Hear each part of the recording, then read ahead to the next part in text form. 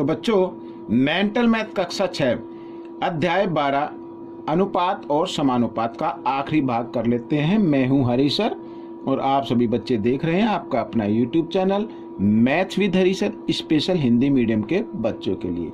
आइए करना शुरू करते हैं। तो बच्चों क्या कहता है प्रश्न नंबर 41 देखते हैं। मैंने हमेशा की तरह पहले से लिख के रखे हुए हैं, ये रहा आपके सामने। ठीक है, क्या कहता है, बहुत ही आसान है। देखो, यदि 3 पेनों की कीमत यहाँ पर मिक्स नंबर में दी हुई है तो 1 दर्जन पेनों की कीमत क्या होगी। 1 दर्जन पेनों की कीमत बतानी है। 3 पेनों की कीमत दी हुई ना, तो हमें सबसे पहले 1 पेन की कीमत निकालनी होगी। ठीक है, तो यहाँ पर मैं लिख देता हूँ 3 पेनों की कीमत।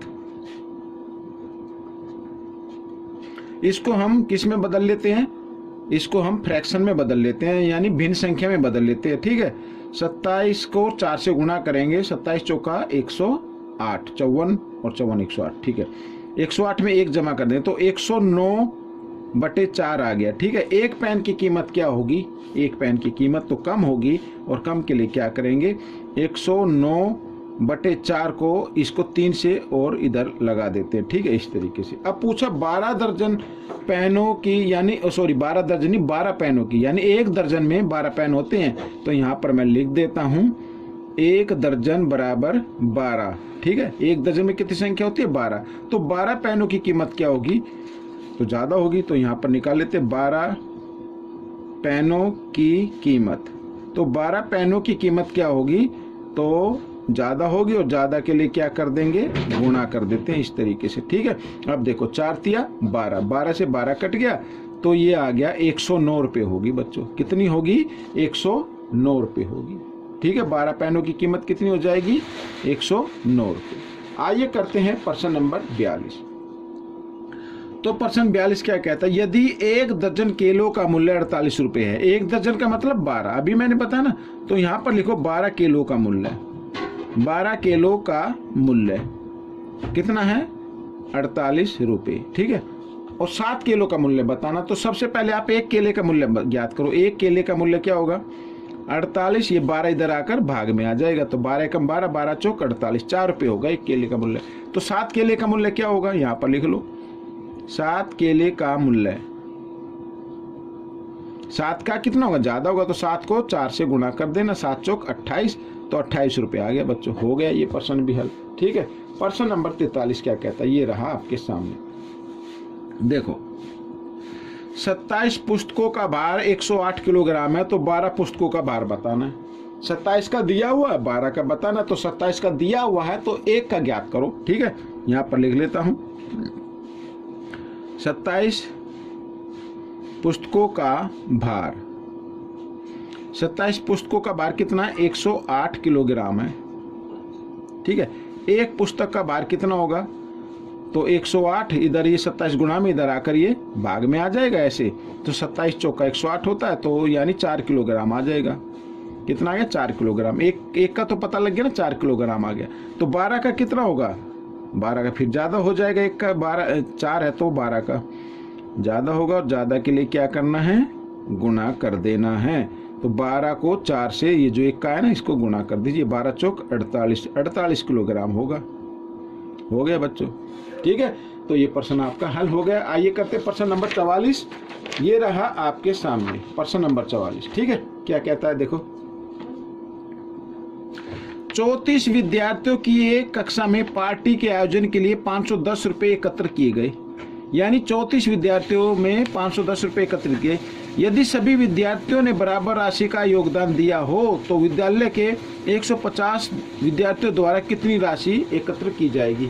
ठीक है, अब बच्चों देखो 34 विद्यार्थी ने कितने दिए, 510। तो पूछा है कि 150 कितने देंगे, तो इसका मतलब 34 विद्यार्थियों की राशि दी हुई है, तो सबसे पहले एक बच्चे ने कितने दी है वो निकालनी है। ठीक है, यहाँ पर लिख लेते हैं 34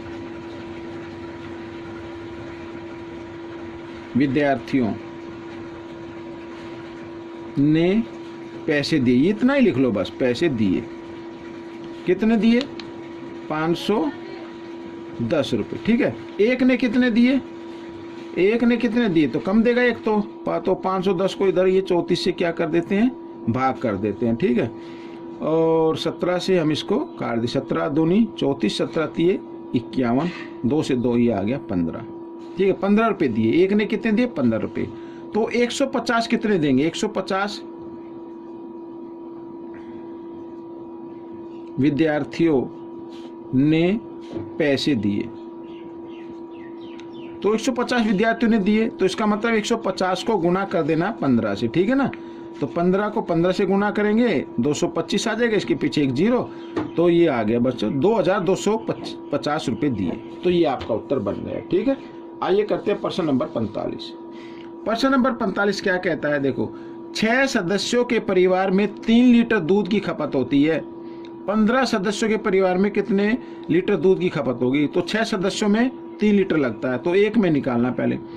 6 यहाँ पर लिख लो, 6 सदस्यों जो दिया हुआ ना उसको लिखो पहले, फिर एक का निकालो। 6 सदस्यों में दूध लगता है कितना, 3 लीटर। ठीक है, 3 लीटर। तो एक सदस्य में कितना लगेगा, एक में तो कम लगेगा, तो क्या करेंगे 3 बटे ये 6 इधर भाग में लिख देंगे। ठीक है, इतने लीटर लगेगा। तो 15 में कितना लगेगा, 15 में ज़्यादा लगेगा, फिर ज़्यादा के लिए क्या कर देना है, गुना कर देना है।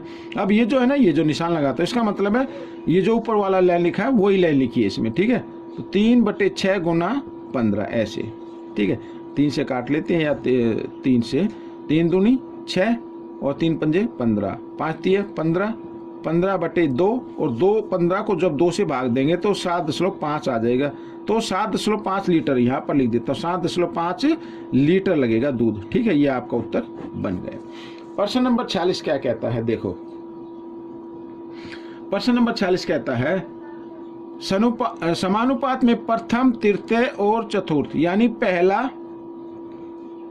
और दूसरा तो दिया हुआ नहीं, दूसरे की जगह आप x मान लीजिए, दूसरे की जगह क्या मान लो x बराबर तीसरा और चौथा, तीसरा और चौथा ये अनुपात दिए हुए। तो समानुपात का दूसरा पद बताना है, बिल्कुल आसान है। जो अंदर वाले पद है ना, अंदर की तरफ है, उनको गुणा कर लीजिए, तो 9 गुणा x, और जो बाहर के पद बाह्य पद है उनको अलग कर लीजिए, 2 गुणा 45। ठीक है, अब x के साथ 9 गुणा में इधर आकर ये भाग में आ जाएगा, तो 2 गुणा 45 बटे 9, 9 से काट दो, 9 एकम 9, 9 पंजे 45, तो 5 दूनी 10, यानी दूसरा पद कितना आ गया, 10 आ गया बच्चों। ये आपका उत्तर निकल गया। आइए करते हैं प्रश्न नंबर 47। ये रहा प्रश्न नंबर 47 आपके सामने। तो प्रश्न नंबर 47 क्या कहता है, राहुल की वार्षिक आय 80,000 रुपये है, उसकी 3 माह की आय क्या होगी। वार्षिक आय यानी 12 महीने की आय, तो 12 महीने की आय दी हुई है, तो लिखो 12 महीने की आय। ठीक है ना, ये थोड़ा सा देखना है आपको, 80,000 रुपये यहाँ पर लिख दीजिए। एक महीने की निकालो, एक महीने की तो कम होगी, तो 80,000 और ये 12 इधर भाग में आ जाएगा ऐसे। तो 3 महीने की पूछा है, तो 3 की तो फिर ज़्यादा हो जाएगी, एक महीने की कम होगी तो 3 की ज़्यादा हो जाएगी, तो क्या करेंगे गुणा कर देंगे। ये देखो इस तरीके से, बटे 12 और इधर गुणा 3 ऐसे। ठीक है ना, तो 3 एकम 3, 3 चौक 12, 4 से इसको काटे, 4 एकम 4, 4 दूनी 8, 0 और 1 2 3, तो 3 जीरो लगा दी, तो कितनी आ जाएगी 20,000 रुपये आएगी बच्चों। कितनी आएगी 20,000 रुपये, ये आपका उत्तर बन गया। ठीक है, आइए करते हैं प्रश्न नंबर 48। प्रश्न नंबर 48 भी आसान है। विशाखा और रवि के पास 60 किलोग्राम मिठाई है, उनके मध्य 1:2 में मिठाई को विभाजित करने पर उन्हें कितनी मिठाई मिलेगी। तो विशाखा की लिख लेते हैं पहले। ठीक है, विशाखा, तो विशाखा यानी कुल मिठाई कितनी है 60, 60 में से कितनी मिलेगी, गुणा का निशान लगाना, उसका अनुपात कितना 1, 1 को ऊपर लिखना है और अनुपातों का योग नीचे लिखना है, 2 + 1 3। ठीक है भाई, देखो विशाखा का अनुपात आ रहा है 1, कुल मिठाई कितनी है 60, तो 60 गुणा 1। ठीक है, और अनुपातों का योग लिखना नीचे और फिर इसको काट देना है, 3 एकम 3, 3 दूनी 6, यानी कितनी आएगी 20 किलोग्राम आएगी, 20 किलोग्राम आएगी। अब रवि का भी निकाल लेते हैं। रवि का कुल मिठाई 60 और रवि का अनुपात है 2 और कुल अनुपात है 3, तो यहाँ से इसको काट लेते हैं, 3 दूनी 6, ऐसे 20 दूनी 40, तो 40 किलोग्राम आ गई बच्चों।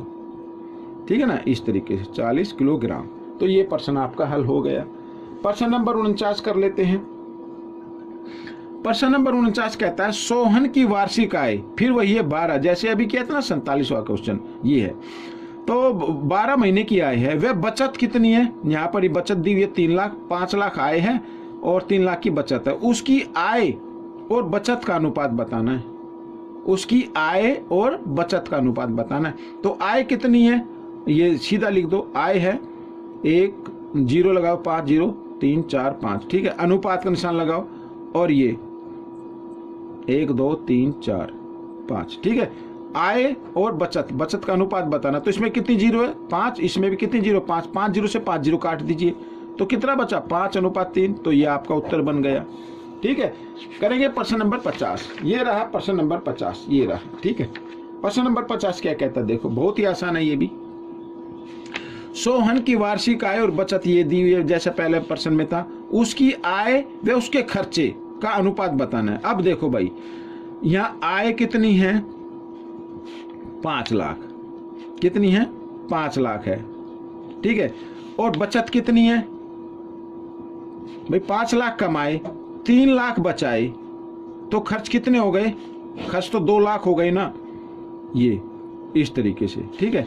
तो लिखा उसकी आय, आय है 5 लाख तो यहाँ पे लिखो 5 लाख, ठीक है, अनुपात का निशान लगाओ। फिर खर्च, खर्च कितना 2 लाख है तो 2 लाख लिखो इधर, इस तरीके से का अनुपात बताना, तो 5 जीरो इधर है 5 जीरो इधर है, कट गए तो 5:2, ये आपका उत्तर आ गया, ठीक है। तो ये प्रश्न आपका हल हो गया, साथ ही ये अध्याय भी पूरा हो गया है। आपको ये अध्याय कैसा लगा मुझे जरूर बताना, इसमें से सीखकर दूसरे बच्चों को भी बताना और ज़्यादा से ज़्यादा प्रैक्टिस करने। मिलेंगे अगले भाग में, तब तक के लिए धन्यवाद।